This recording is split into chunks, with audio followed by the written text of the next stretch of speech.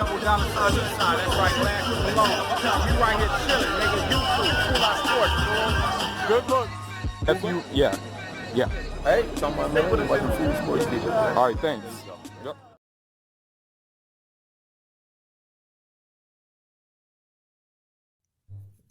Alright guys, Fuller coming to you with another video. Shout outs to the whole LDBC. If you like this video, please feel free to like the video. And if you want to, I invite you to subscribe to the page as well.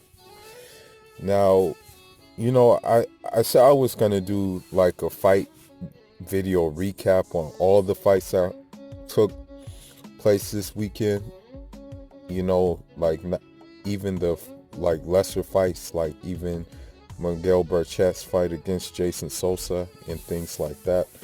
But, you know, I decided that I wanted to like really zoom in on the, you know, the Golden Boy card that took place. And the reason being that, you know, I have to make sense of like some of the events that took place, you know, during the weekend, you know, with the fights concerned. You know, to be honest, as crazy as it sounds, the women's fight was probably one of the most entertaining fights. I mean, the only downside is that, you know, the fight was ended due to a headbutt, you know, and in that the, you know, Marlene Esparza or whatever her name is, you know, she wasn't able to continue because of the headbutt. And, you know, that's the only downside to it, that it didn't end in like a, you know, classic decision or a classic stoppage, meaning like someone was getting boo-bopped until they couldn't keep on going. But anyhow, I want to try to make sense of like both of the fights that occurred, both of the big fights that occurred. And the reason why I want to try to make sense of them is because of the internal things that are going on in Golden Boy. The fact that, you know, there's a rift between Oscar De La Hoya Canelo, and I don't think the rift is over between him and Ryan Garcia either, you know, no matter what new contract was given. You know, we already know that Oscar De La Hoya is having personal problems with being accused for, you know, groping a woman. And as crazy as it sounds, like, you know, this dude tried to put the fist of the North Star on that woman, anal cavity. And it's like, you know, when you look at Oscar De La Hoya and things like that, I don't care how well he knows boxing, that dude's a nutcase. And, you know, his integrity definitely needs to be questioned. Like, I mean, here's the thing, man, about Golden Boy, and this is why I, you know, even here in Los Angeles, there was a gym I went to, and, you know, I was doing pads with a coach, you know, shout out to that coach. I'm going to keep his name anonymous, but even he said, like, don't sign with Golden Boy, you know. And this is a dude who works with Golden Boy fighters. He said, don't sign with Golden Boy, especially you being an African descended fighter.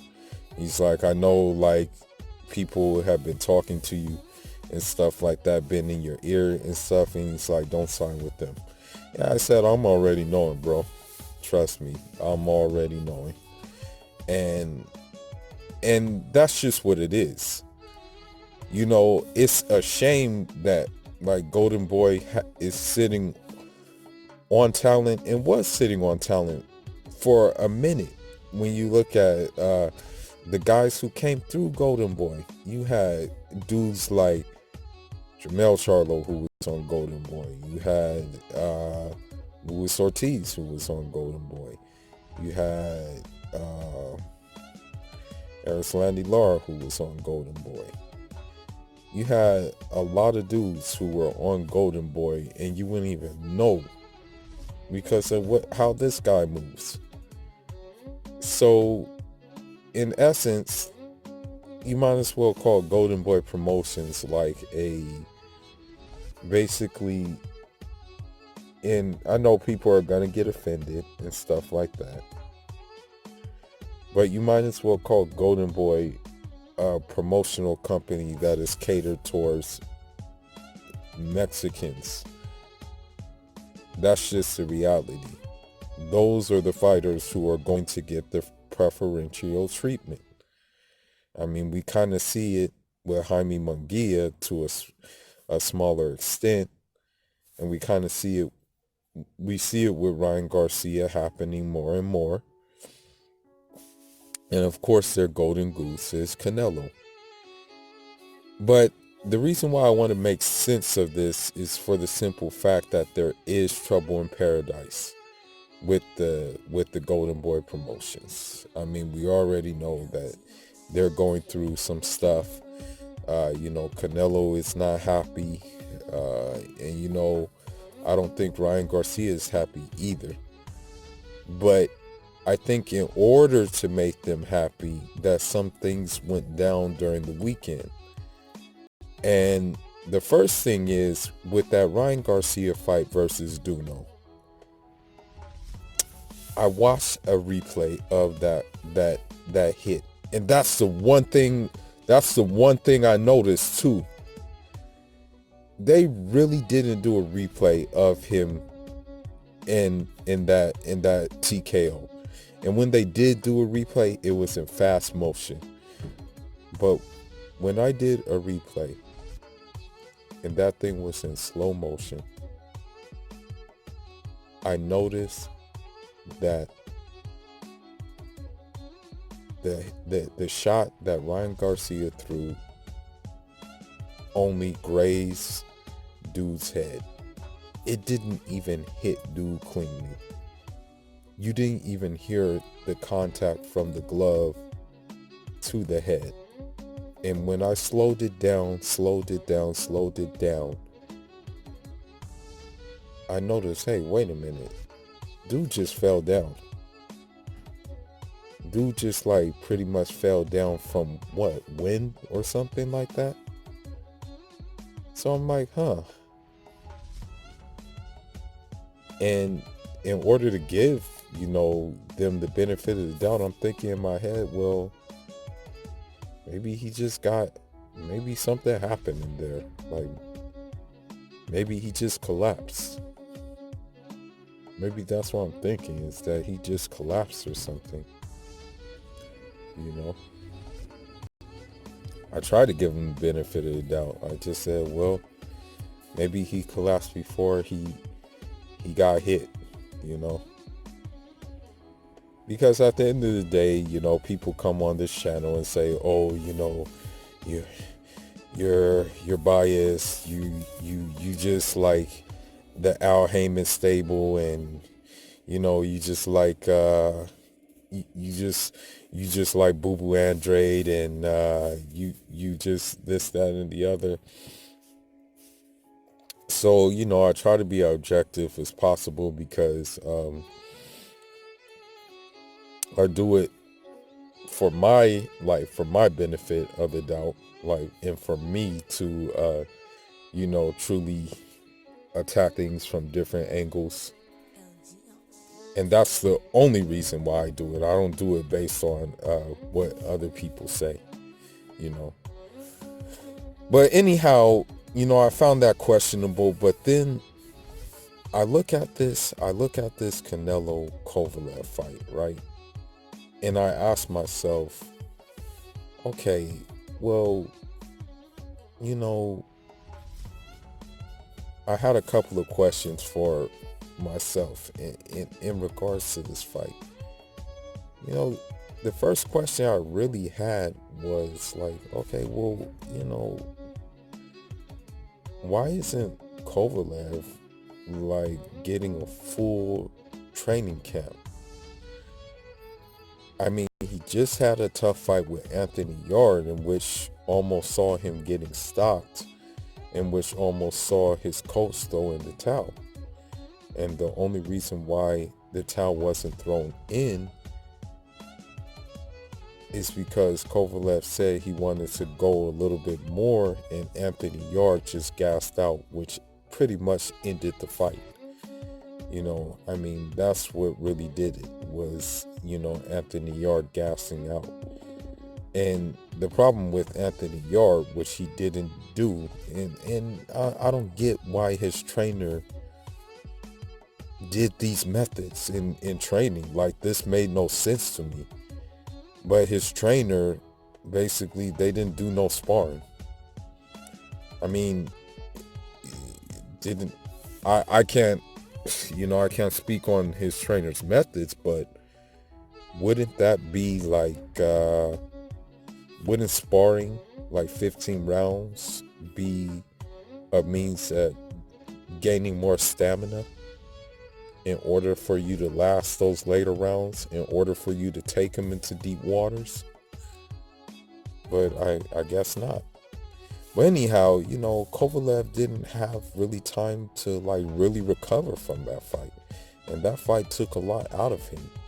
You know, in versus Leader Alvarez, where he had a full training camp, where he had a full time to recover from the stoppage that he endured before. So I found that kind of odd. You know, that's the first thing. The second thing is, you know, Kovalev's body language. You know, his whole language was off during this fight and during the buildup of the fight. You know, it was like he was being so friendly to Canelo. Like, I mean, I was like, why is he being so friendly to him? You know, like, why not sell this fight on the fact that you want to beat his ass? Like, you know, it should have been like that. It should have been like, yo, I'm going to beat this fool's ass. Like, this guy coming up to 175, like, he coming in my house, but he ain't going to last in my house. Like, it should have been something like that. I mean, the crazy thing is he had all that racist energy for Andre Ward, right? You know, he had all that energy for him, but he didn't have the same energy for Canelo. Like, no kind of energy. In fact, he was caught backstage dancing with some Mexican music. You know, so I'm thinking to myself, what's going on here? And then during the fight, this is the thing during the fight, which I question. When you look at the fight, okay, that fight was kind of a boring fight. I'm not going to lie to you. The fight was pretty boring. Kovalev was not putting anything on his punches, and I don't get it. It seemed like he was just like tap, tap, tap, pat, pat, pat on his punches. And I'm like, okay, well, where's the crusher at? I mean, we might as well change your name to like the casher or the tapper or something like that, because it seemed like all he was doing was throwing jabs all night. And he wasn't throwing the stiff jabs that give you something to think about, like the shotgun jabs. He was just throwing like tappy jabs, and he wasn't even throwing flicker jabs or anything like that. He wasn't throwing anything to give Canelo something to think about.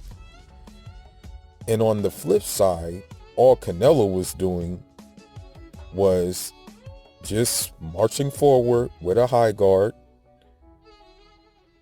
and trying to look for the haymaker. There were a couple of counters he threw in that fight, but pretty much all Canelo was trying to do was look for a haymaker. that whole fight. And then once he found it, that's all she wrote. But I'm going to get to that.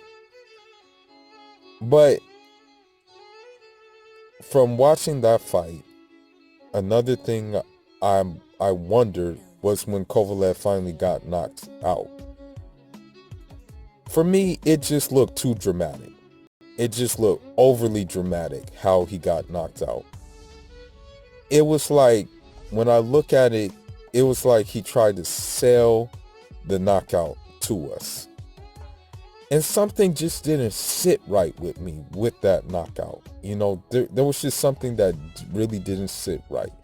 Like, you know, sometimes you have an inclination and an instinct that you're like, well, wait a minute. Like, why is it going like that? You know, like, why did he do that? You know, you have like this gut feeling. There's a gut feeling in you where you're like, wait a minute, like, where did that come from? And you're talking about like Kovalev basically. And I really felt that way.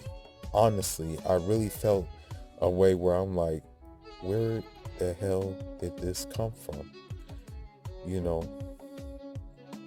And I don't know, man. I just have a feeling that there was some fishy business going on, man. It's just the knockout didn't even seem real to me. You know, it really didn't. It really felt like there was something going on, you know. I was just like, huh, you know, way to go out. Yeah, I don't mean that in a good way. It really didn't seem like Kovalev trained for this fight. It really didn't seem like he was interested in training for this fight. It really didn't seem like he placed this fight as a career-defining fight, actually. And so I'm just of the opinion that this fight was a last hurrah for Kovalev, and that he was just ready to, you know, pretty much get earn his bonus, his last hurrah bonus. And I'm just gonna say this, and I'm gonna end it on this note. Canelo, a lot of people want to say that Canelo is this slick boxer. Canelo is this highly skilled boxer. That Canelo is this this unbeatable guy who's just super skilled and who's just you know, can't be touched. But I hate to break it, but Canelo is a basic Mexican fighter. And what I mean by that is he just goes forward. He just goes forward with upper body movement and looks for openings. I'm sorry to say it, but Canelo is not a fast fighter. Because part of speed is your speed of feet as well. Part of speed is how fleet-footed you are. You know? Canelo cannot fight on the back foot. Even when Canelo backs up, it's not in the way of someone who has polished footwork. And that's just the bottom line. Part of speed in boxing is having very good footwork. Part of speed is speed of thought. And speed of thought comes down to your footwork. That's part of the combination of this, you know. So with that being said, Canelo really doesn't have those things, man. I mean, literally all he was doing was coming forward the whole night with a high guard. And I understand he was doing that because Kovalev didn't put nothing on the punches. I understand that.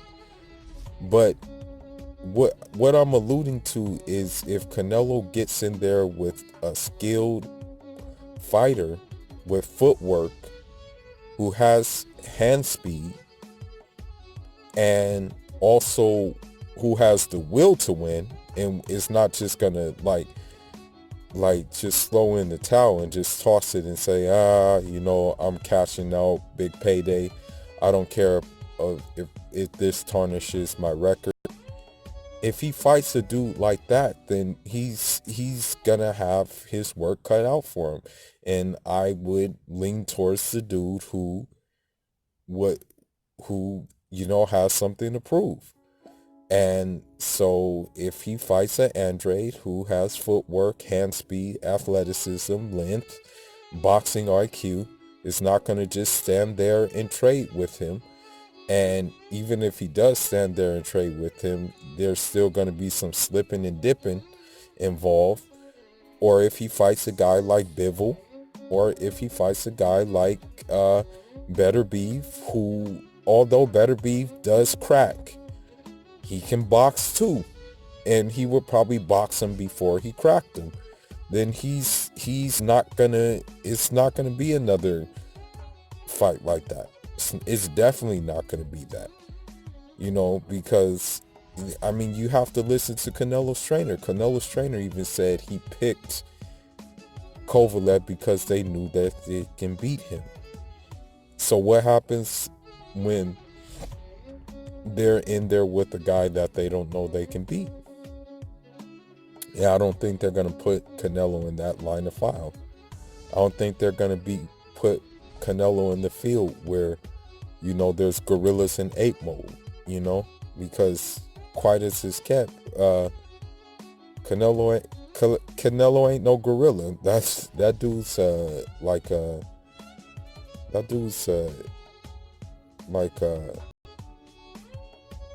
I want to say that dude's not no gorilla.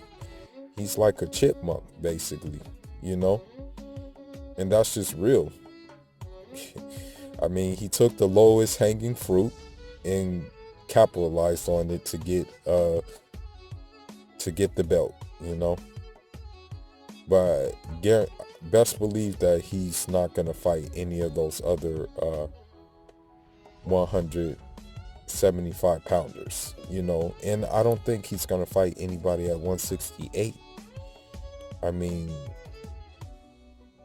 he definitely ain't gonna fight no Caleb Plant.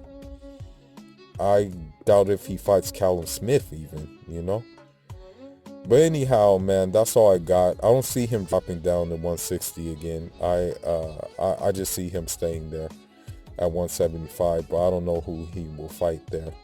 And potentially I see him retiring because of the simple fact he's dealing with, he's really getting like fed up with Golden Boy and Oscar. I don't see him like going to a different promotional company. I just see him retiring, because we have to keep in mind his knee is bugging him as well. But anyhow, man, that's all I got. Leave your thoughts. And, Fuller signing out. Inshallah.